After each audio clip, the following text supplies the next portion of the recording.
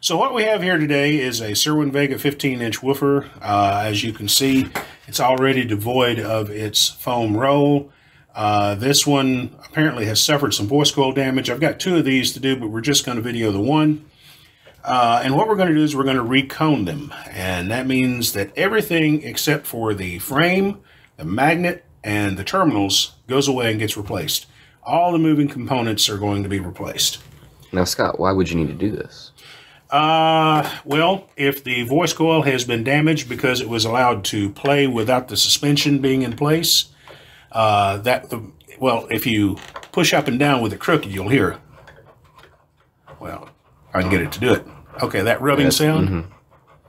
Okay, that will rub through the insulation on the voice coil and ruin the voice coil. And it will also sound horrible while you're doing it. Or if the woofer's been blown. If you just played it too loud and you have burned up the voice coil. Sometimes a speaker gets reconed because the cone itself has been damaged. Somebody has poked a hole through it or kinked it, or it's gotten wet and it is reticulated. Reticulated, that's a 50-cent word. That'll be 50 cents, please. So anyway, the first thing we're going to do, we have to make a mark. And I'll show you what that's about. Oh, I forget. I almost forgot to do this. I've always wanted to do this. Scalpel. Scalpel. Thank you. Thank you, nurse. All right. So what we're going to do is we're going to cut the dust cap off. And we don't have to be very careful with it because we have a new dust cap to go in its place.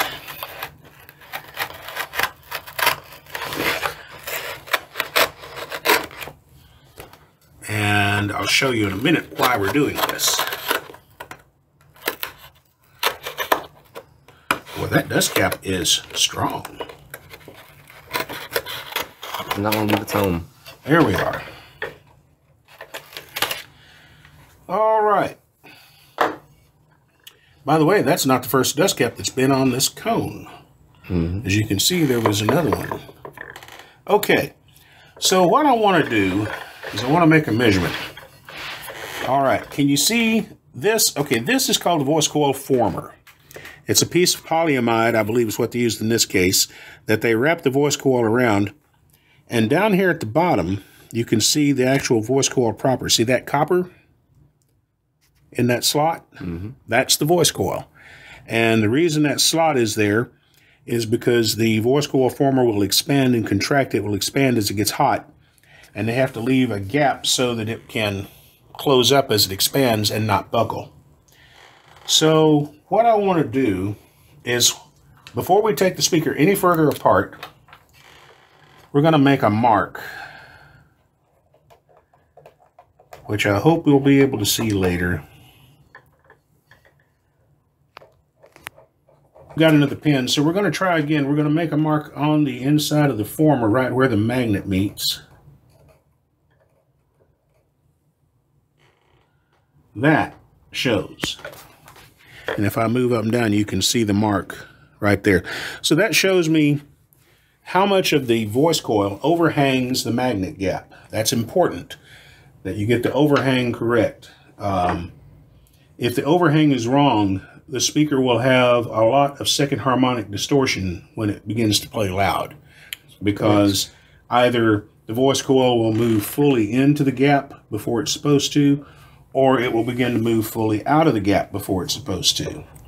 And neither of those is a desirable thing. So I have marked it so that we can later measure it once we get the cone out. And that is the next thing we're going to do. So first we're going to clip these two leads. These are the flexible leads that connect the voice coil to the speaker terminals. And there we go, those are clipped. And now we're going to just basically cut through the spider. The spider is this orange cheesecloth mechanism here, and it works as a spring. This is not easy to do, by the way. And why do they call it a spider? Because it sits like this. So they call it a spider. So the purpose of the spider, as I said, it's a spring. And its job is to return the cone and the voice coil to the center of their travel after they have moved. And it also is mostly responsible for setting the compliance of the speaker. Now, the compliance is simply how springy it is, how much force it takes to make the cone move. Woofers in acoustic suspension cabinets like Advents and Acoustic Research and the like tend to have a very high compliance, which means that their spider is very loose, has very little springiness, doesn't take much effort to move the cone. While woofers in vented cabinets, Cerwin-Vegas, most JBLs, that sort of thing, and also high efficiency woofers like you might find in Klipsch's, or did I mention this is not easy to do? Mm-hmm. I believe you have. High efficiency woofers tend to have very strong springs, very low compliance spiders. I'm thinking maybe this blade is duller than it looks. Let's break out this guy here. Also, I can't get in between the spokes of the frame. Yeah, that blade was obviously quite dull. Mm-hmm. Out comes the spider. Yes. In that movie. There. All right. So, that is the moving assembly. Voice coil now, that voice coil cone. looks pretty good. Mm-hmm. I don't see that it is burnt. I don't see that it has been scratched. I don't see that it's been banged up. But the customer wants the speaker reconed. And as the saying goes, the customer's always right. Mm-hmm. We're going to measure from that mark to the bottom of the voice coil. There it is.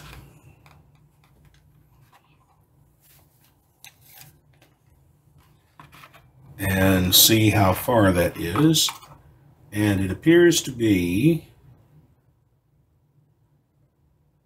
3/4 of an inch on the money. No, I'm sorry, that's 7/8. Leave it to me to read the tape measure wrong. It is 7/8 of an inch from the bottom of the voice coil. Okay? Mm-hmm. So we can set this aside. We'll just give my oscilloscope a little top hat. All right, now. It's our mascot now. So now the next thing we're going to do is we're going to clean the magnet gap. And if you'll excuse me, I'm going to reach past you and grab this blue tape. Now the magnet gap is this circle of empty space here. And that is where the magnetic field of the magnet is concentrated. And it's where the voice coil lives. And because the magnetic field in there is so terrifically strong, little bits of metal get attracted to it and get in there, and we have to get them out. So what we've done is we've taken masking tape and rolled it up basically into a little paper football with the sticky side out. And we're going to just shove that in the magnet gap. And we're going to run it several turns around and try to make contact with both sides of the gap. Cerwin-Vegas are fairly easy to recone or to refoam because they have this very wide magnet gap. And if you look at that, see all that crap on that tape? That's what we got to get out of there. We're going to do it again, in fact. Make sure it's all a fresh piece of tape.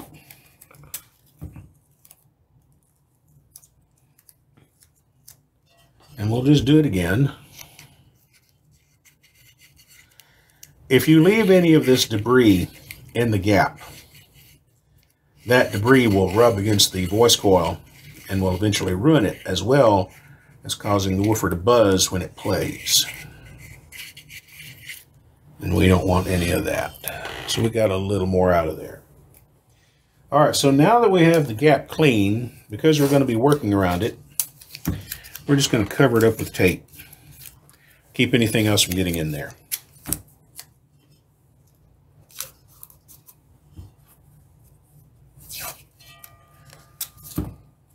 And today we are taping magnets with Scott.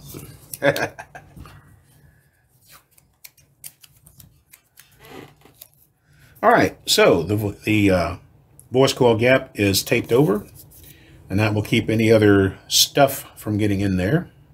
I'm going to turn on my soldering iron because we're going to need it in a moment. So our next magical trick is going to be removing the remnants of this spider. And for that, we're going to need Q-tips and alcohol, which you will find, there you go, Q-tips, or head cleaning swabs in this case, which is the same thing. This is 99% denatured alcohol. You can use rubbing alcohol for this, it just won't be as strong. I don't use rubbing alcohol in the shop because you don't want water in anything that you're working on. And whatever part of the rubbing alcohol isn't alcohol is water. So we don't want that. So we're going to just get this nice and wet. Now most glues will be dissolved by alcohol. The ones that aren't will be dissolved by acetone. And I have acetone here if we need it. So we'll start with that half. Doesn't really want to let go. Let's see if we can coerce it. By the way, when you're working around a magnet, be very careful because it will grab your tools and try to take them from you. And it will do so forcefully. And that's a good way to get hurt. Well, that's not going to be too bad. We're going to want to get the rest of that up. We need to get as much of that glue out as we can because new glue does not want to stick to old glue. All right. So now the next thing we need to do is get the remnants of these flexible leads. By the way, this kind of wire is called tinsel wire. It is usually a very flexible wire that is braided with cloth. And it makes... well, it just makes an extremely flexible wire. Basically, that's all it is. And you need that because it moves along with the cone, and you don't want it to break. So we're just going to get a hold of this, heat the solder, and there it comes.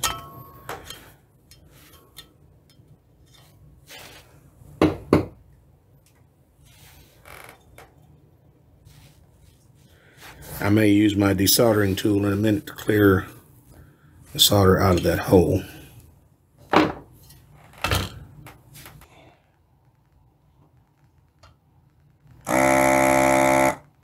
Oh yeah, that's what it's supposed to do.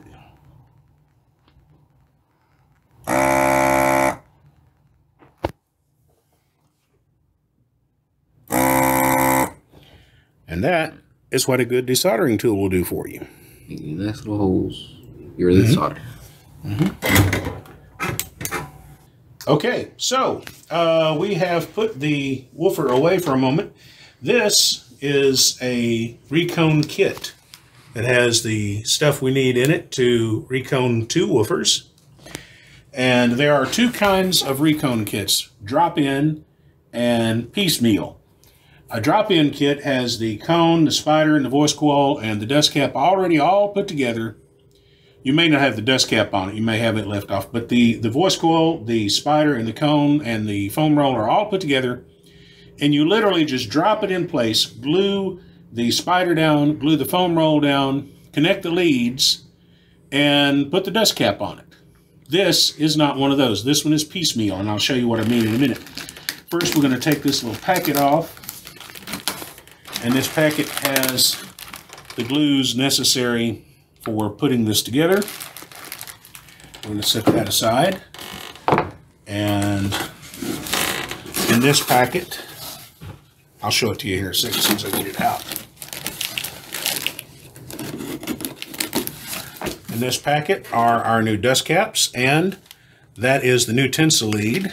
And that looks like just one dust cap. I hope there's two. There are two.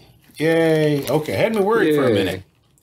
All right, so there's our new dust caps with the Cerwin-Vega logo on them and the new tinsel leads, which we will need.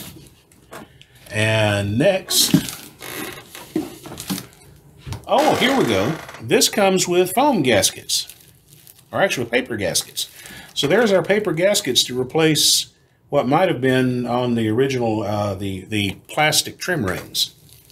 So there's that. We have here all the pieces to do 2 woofers. And the reason it's called a piecemeal kit is we take this tape off and there's one voice coil. There's one spider. It was nice of them to go ahead and attach the foam roll. There's the other voice coil. Actually, this should be 2 spiders. Whoa. 2 spiders. And we'll separate these.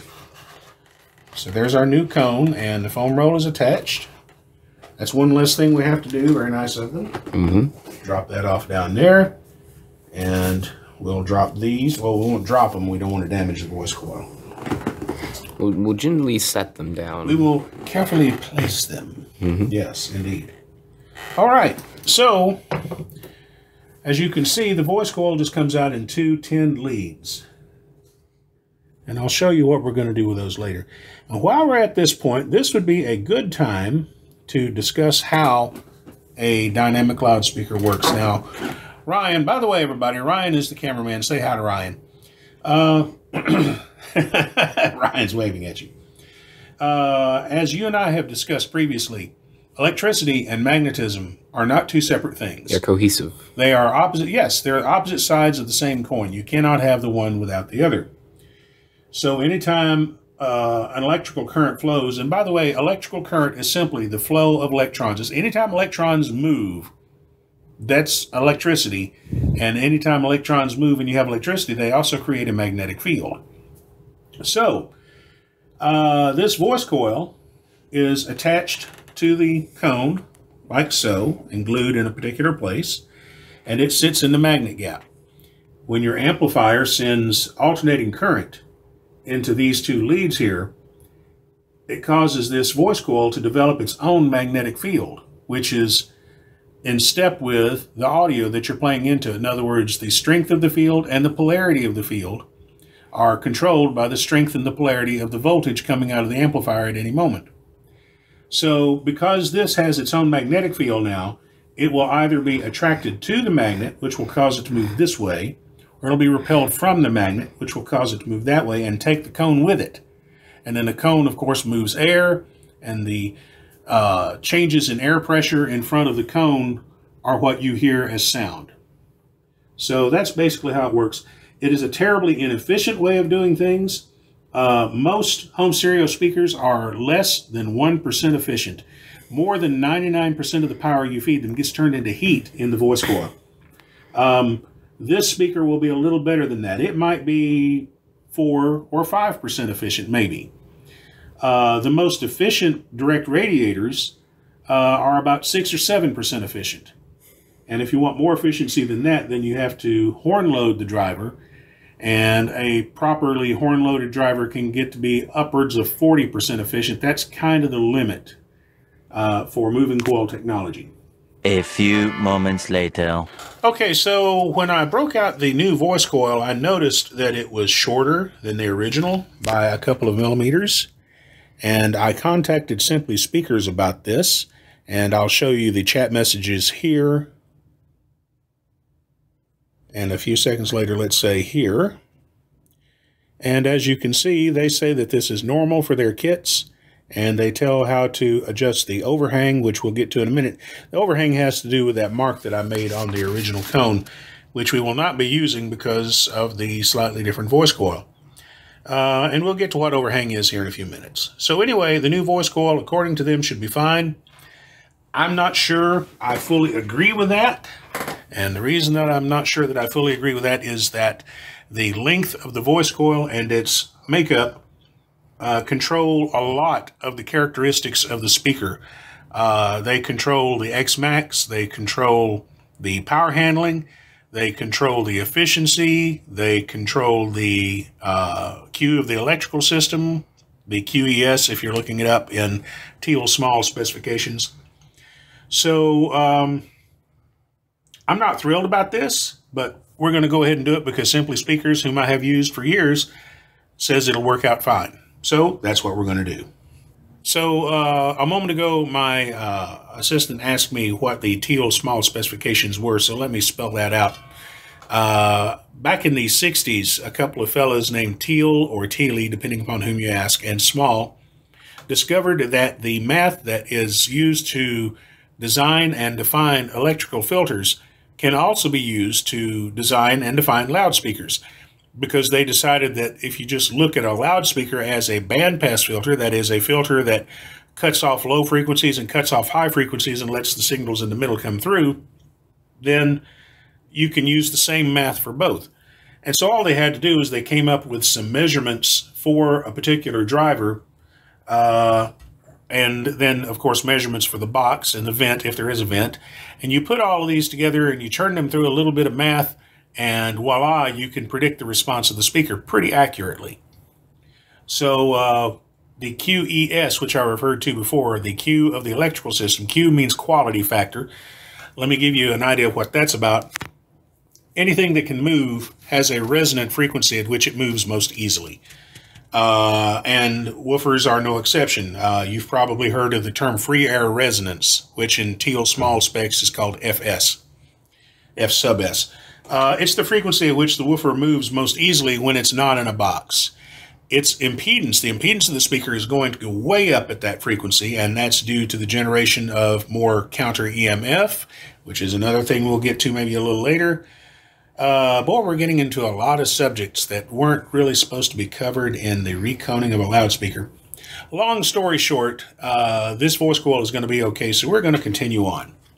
So what we have here are shims.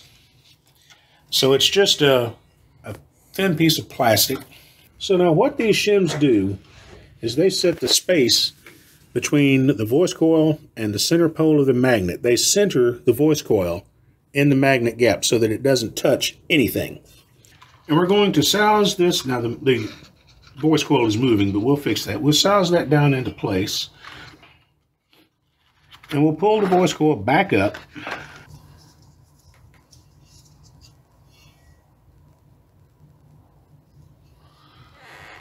Wonder if I can. Oh yes, I can see a shadow of it now. Oh, that's better. I can see that. Yeah, it needs to come up just a little bit.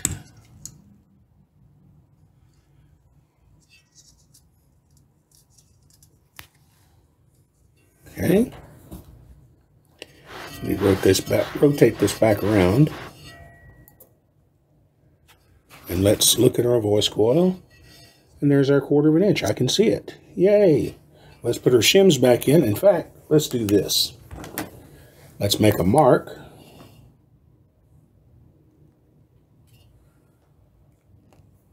And we'll put our shims back in. Make sure this is pointed at the terminals.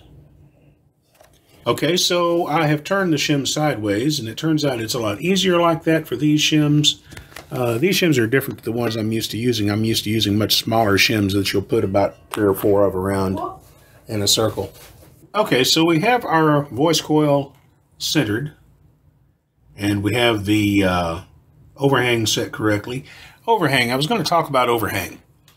The voice coil is longer than the poles of the magnet that concentrate the magnetic field on it. So those poles are perhaps 1/4 of an inch thick, and the voice coil is about 3/4 of an inch long. So to center it, we want to get roughly 1/4 of an inch above the magnet and 1/4 of an inch below it. And the reason we want to have this overhang is so that as the speaker moves, there will be the same number of voice coil windings in the gap at all times.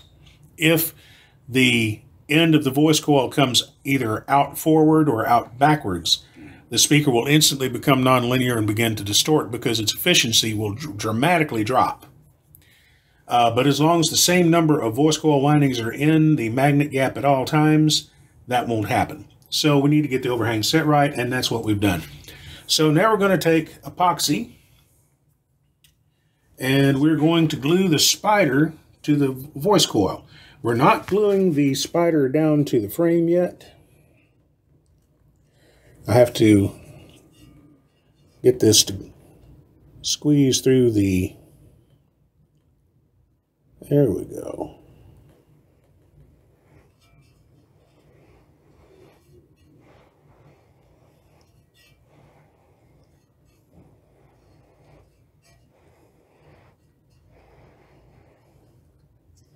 All right, pull this back up a little bit, and pardon my reach, I'm going to reach over here for a swab, and we're just going to go around, get that even all the way around, and we'll let that sit. This is 5-minute epoxy, I believe, so it should not take long to get hard enough that we can do something with it.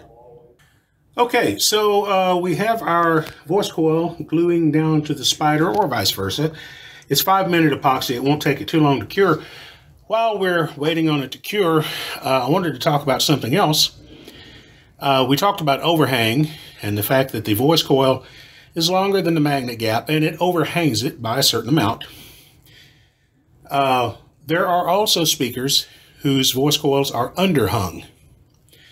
95% are overhung like this, but which does not mean that they stayed at the bar too late last night. An underhung voice coil simply means that the magnet gap is long and the voice coil is short, and it moves inside the magnet gap and never leaves it. A speaker like this can be very efficient because the entire voice coil is always submerged in the magnetic field of the magnet. In a speaker like this, 2/3 of the voice coil aren't doing anything for you. They're just resistance in series with the 1/3 that's actually in the magnet gap. So it reduces the efficiency of the speaker. By having an underhung voice coil, you greatly increase the efficiency of the speaker because the entire voice coil is working at all times. It's constantly, the whole voice coil is pushing the diaphragm or cone around. You don't usually see large drivers like woofers with underhung voice coils. Usually this is something you see in mid-range drivers and tweeters. You see it in compression drivers. However, an exception is the full-range drivers made by Western Electric back in the day, which I can probably find you some pictures of and put them up so you can take a look. They had very short underhung voice coils and were terrifically efficient. The downside of an underhung voice coil is because the voice coil is so short, it cannot dissipate a lot of heat, so your power handling goes down. You don't really need all that power handling though, because the efficiency is so high that the speaker can get very loud with a moderate amount of power. So that said, we're going to sit here and let this epoxy cure a little longer before we pull this assembly out. We have to pull it out in order to glue the spider down to the frame, but we need this to be cured fairly solidly first. So we'll be back in a minute due to the magic of movie editing. 6.5 hours later. Okay, so the epoxy on the junction between the voice coil and the spider has cured enough that I think we can safely just lift it right out of there. And we'll set that aside. And because this glue is cured, our overhang will not change now. So now we're going to put down a bead of epoxy where the spider goes. Sounds like someone has discovered the piano outside the door of the shop.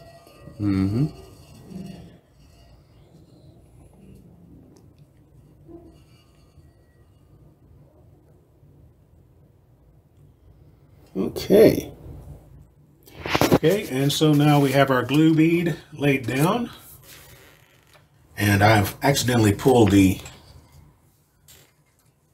shim out of the voice coil. I did not mean to do that, but it won't hurt anything. We'll just put it back.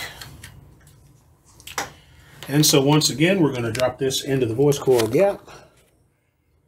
And we're going to make sure that our leads line up with our terminals.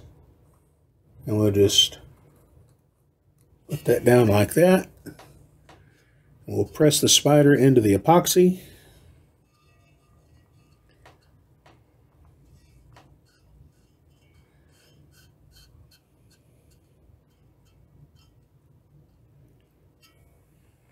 And we'll take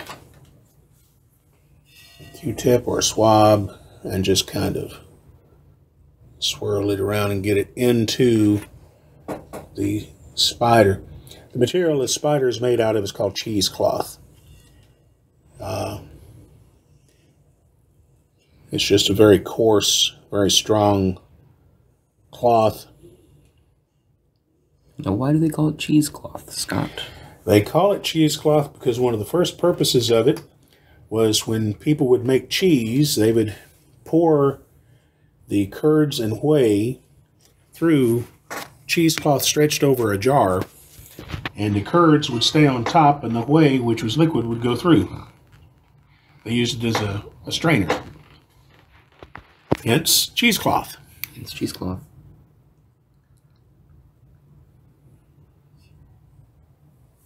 So let's check our overhang just on principle. It's too late to change it, but I'm going to look at it, and it looks good. Looks like 1/4 of an inch to me on the money. All right, so we'll pause our video here again in just a moment and let that cure through the magic of movie making, and see you in a minute. 2,000 years later. All right, now through the magic of video editing, we're ready to install the cone. So we're going to put a bead of epoxy right here.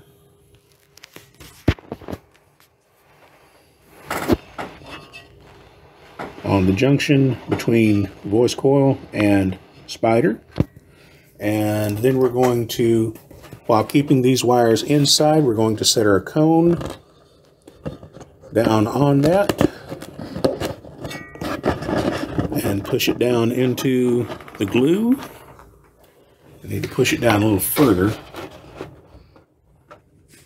There it goes. And yes, we're into the glue. And we're going to put a bead on this side.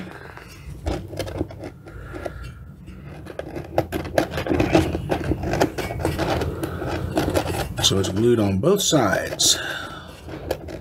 Kind of important that the voice coil and the cone not come apart. It would not be conducive to proper rock and roll. And so we'll set that over there for right now. And the next thing we're going to do is we're going to poke a couple of holes in our cone. Now, Scott, why would you do that? Oh, because it's fun. It's fun, fun, fun, fun, fun. No, we have to be able to get our tinsel lead, which is this stuff here, through the cone, because it's going to attach to these two leads. So we're going to poke a hole here.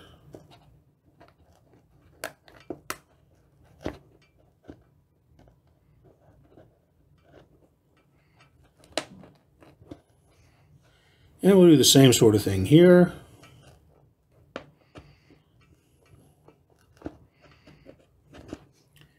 And let's get one of those other probes. This one's a little bit thicker, and we can use it to enlarge the hole a little bit.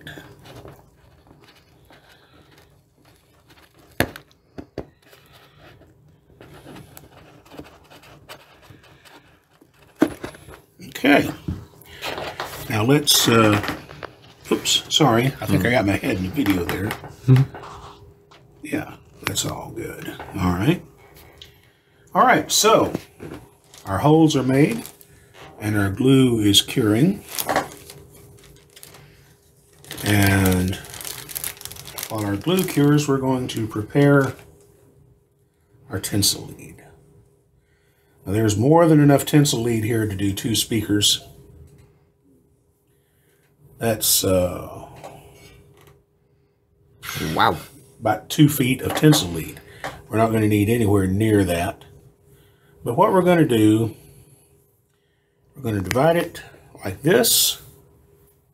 Thank you. And we're going to snip it. And we'll put this away for the other speaker. And then we'll take this, which will be enough for this speaker. And we will divide it again. With the same little trick. And snip it. There we are. And we're going to see if we can't run this through this hole. May have to make the hole a wee tad bigger. Yeah, that might do it.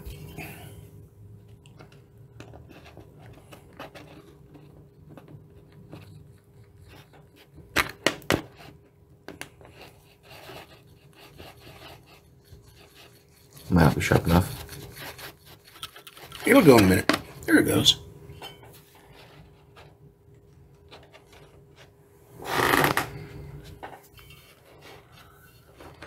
Okay. So now, let's see. We can run this through here. There's one. And we'll get a hold of it on this side and pull it through. Like that. And we'll do the same thing on the other one.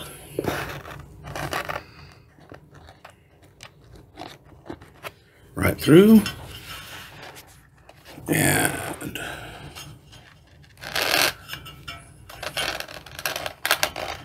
there we are.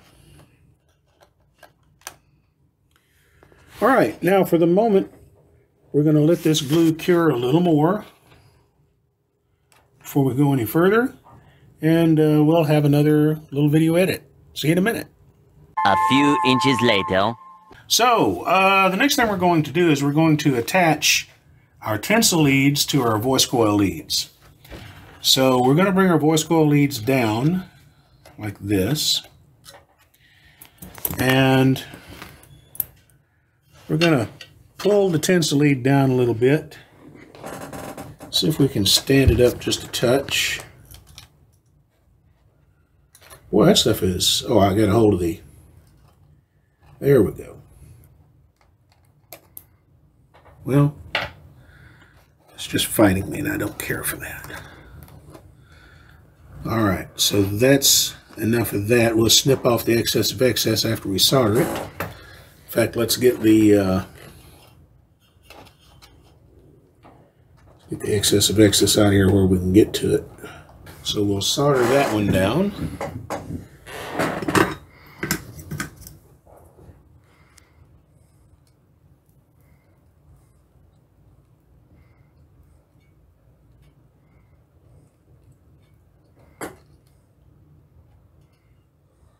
All right.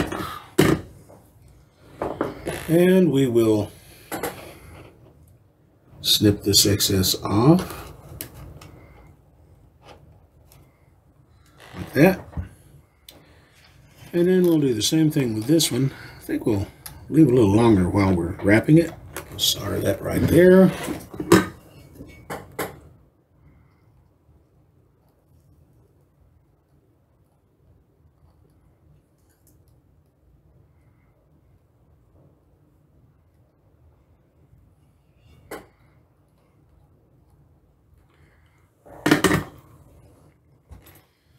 And we'll cut away the excess of excess.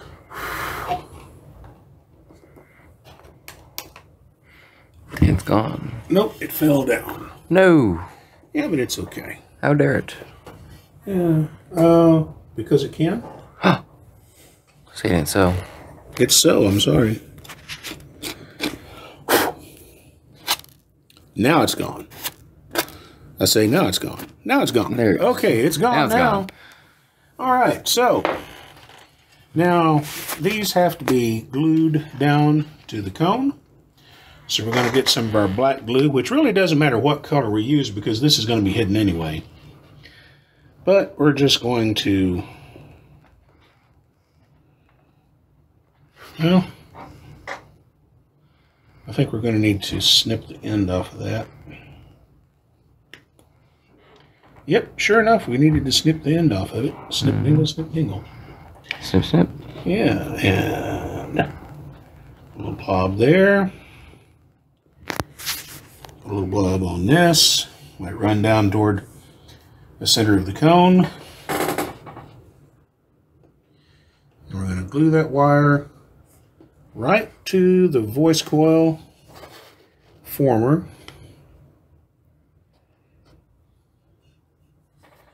So that it doesn't rattle. All right. Now we're going to go under here. And we need to leave a loop so that the wire can flex.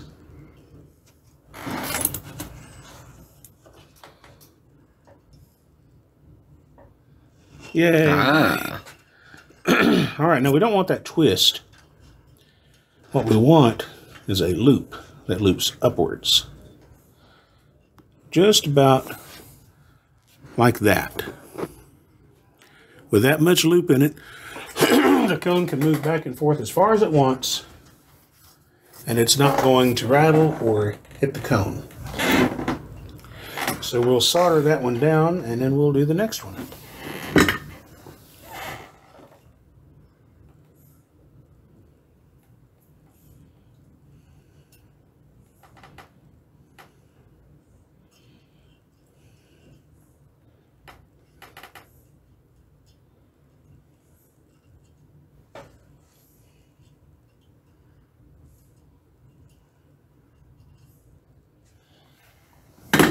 I don't usually use quite that much heat when I'm making a solder connection. However, when you're soldering tinsel lead, it is good to give it a little extra to make sure that the solder flows into the tinsel. So there's one. That's actually enough tinsel to do perhaps another voice coil lead.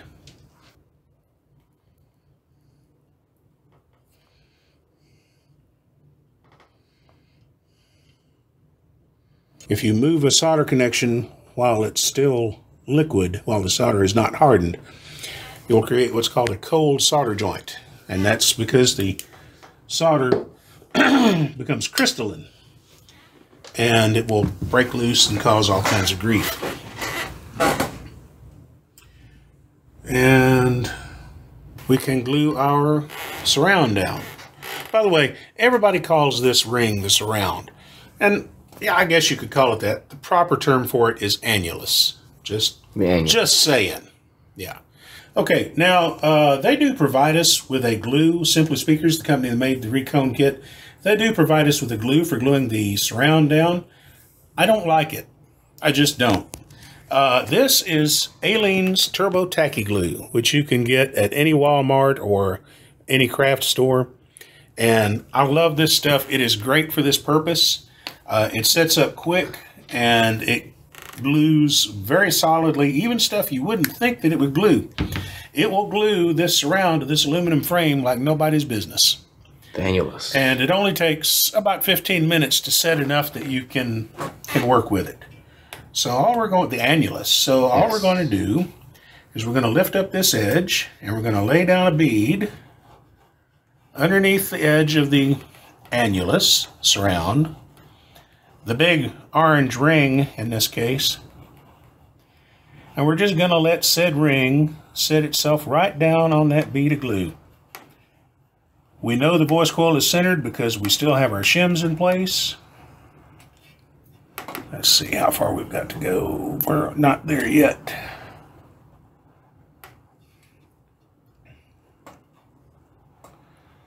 We're there now. All right, so we put the top on the Aleene's Turbo Tacky Glue, and then we just press down with our fingers. Like most glues, this is a pressure-sensitive glue, so you're going to want to push on it to get it to grab. Now, it is normal when you apply a wet glue to the foam, it is normal for it to reticulate. There's that 50-cent word again. That's $1 you owe me. I owe you $1. That reticulate just means wrinkle. But I like reticulate because it's a 50-cent word and I could use the 50 cents. Mm-hmm. So anyway, if the foam starts to If it starts to Articulate. if it reticulates, don't sweat it because it will straighten itself right back out. You don't have to worry about it. I thought you were pausing to listen to the rain. Oh yes, I can hear the rain. Can you hear the rain? Oh, I can. How did that song go? Have you ever seen the rain? I'll probably get a copyright claim on that because I said those words. Singing in the rain. No, actually, it's a usually. group called Creedence Clearwater Revival. Oh yeah. Have you ever seen the rain? No, I'm just trying to get you copyright strikes. If I say singing in the rain, they're gonna get you copyright Oh, strikes. see, now you've done it. I've done it. Done it twice now. Uh-huh, yeah. I'll get you. Probably so. So these are our replacement gasket pieces. And as you can see, one side has cork, the other is paper. We're going to want the cork side up. And we're going to follow this extremely complicated procedure. Where did our tacky glue go? Oh, it's on the other side of your tacky arm. Oh yeah. Ah, yes. And so we're simply going to lay a bead right up on top of the edge of the annulus. It's a fun word to say. Annulus? Annulus. Yes. Makes you feel like I'm in StarCraft or Star Wars. The annulus. Quick to the annulus. I don't know.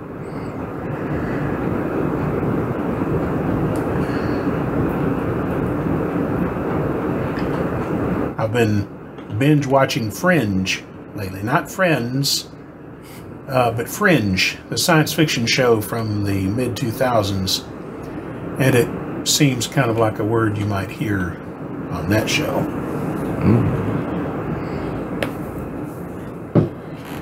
And now that we have that glue layer down, we will line up the slots with the holes in the frame and press them into place.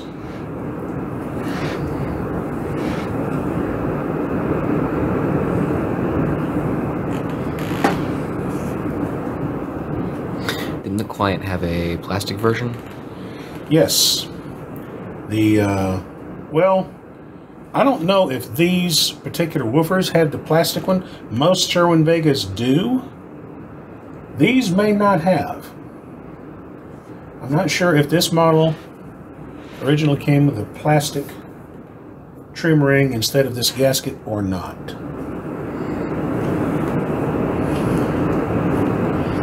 Don't know if y'all can hear it, but it is pouring outside. Oh, it is raining to beat the band.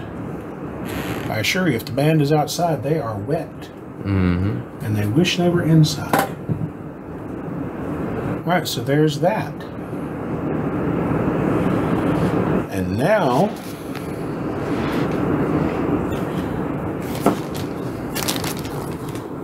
oh, it's all right, because we're gonna, once we get this last bit done, we're gonna turn the woofer upside down. Ah. Well, actually, we can't turn the woofer upside down with this on it. So I think that's what we're going to do right now. We're going to stop the video here in a moment. I'm going to turn the woofer upside down, which will allow the glue to remain compressed between the annulus and the frame and this gasket material. Just like that. Just like that. And we'll let it sit for about 15 minutes. And what was it Big Clive likes to say? One moment, please. All right, so we've given this glue on the annulus and on the gasket a few minutes to at least tack up. It's not completely cured. It'll take it about 12 hours to completely cure. You can see some white here. That will do two things. One, it will contract as it cures, and so it'll seep back down into that crevice. And when it does dry, it will dry clear. So it'll be pretty much invisible. There'll be much less of it to see, and what is there, you really won't notice because it will dry clear. So now we're going to pull the shim out of the voice coil, like this. Set it aside. Simple as that. And now let's listen carefully. No buzz, no rub. No rub, no buzz. That's how it's supposed to be.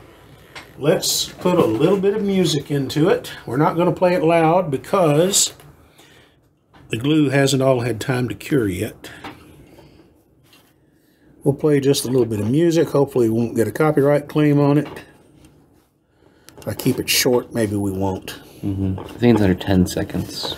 Ish. Used to be 15, but anymore I think it's more like 2. Oh. All right, watch your elbows, Ryan, because I have to set the mouse on the wood table.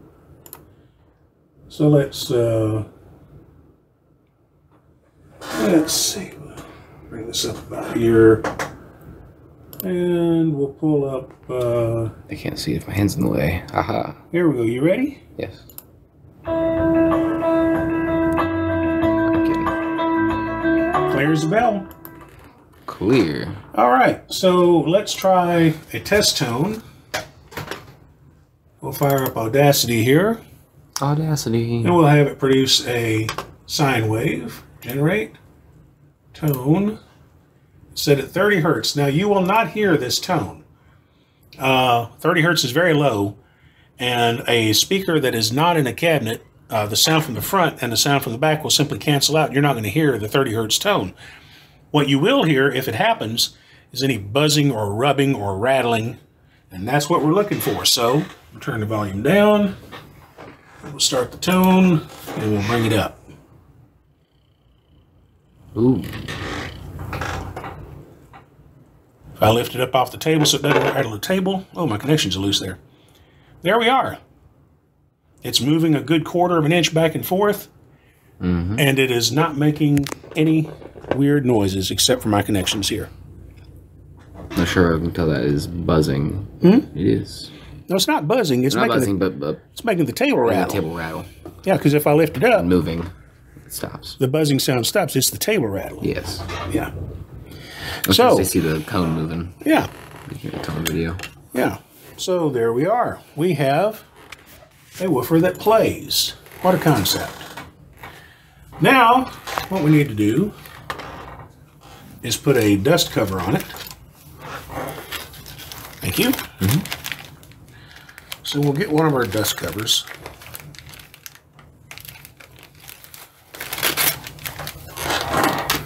And we're just going to dry fit it, just lay it on here. And what I want to do is I want to figure out when it's fairly close to in the middle. So this distance is 4 1/4 inches. And if I go this way, not quite, come that way a little bit. So now we have about 4 1/8. Here we have 4 1/8. 4 1/8, and that's going to have to be 4 1/8. There's no need of measuring it. It has to be that.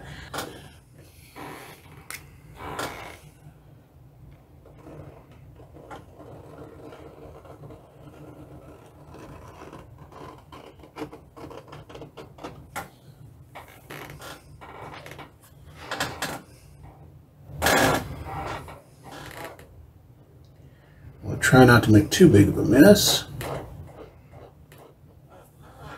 Then we'll get our speaker terminals pointed towards us. Make sure there's nothing loose in here. And we're going to just drop this right on the glue.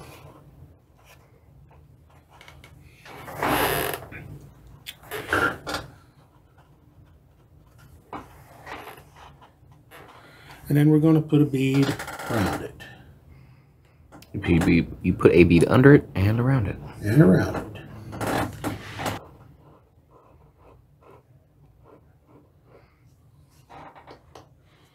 All right. And we'll put our lid back on.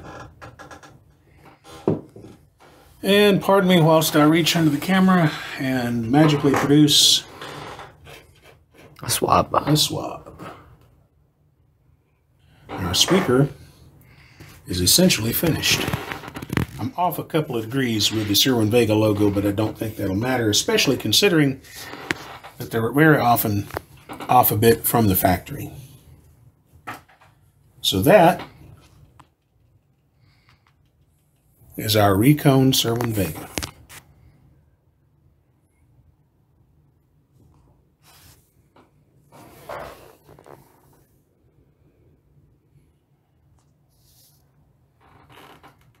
All right, I think that'll do for today. Hope you all enjoyed this. Thank you for watching. Talk to you later. Bye-bye.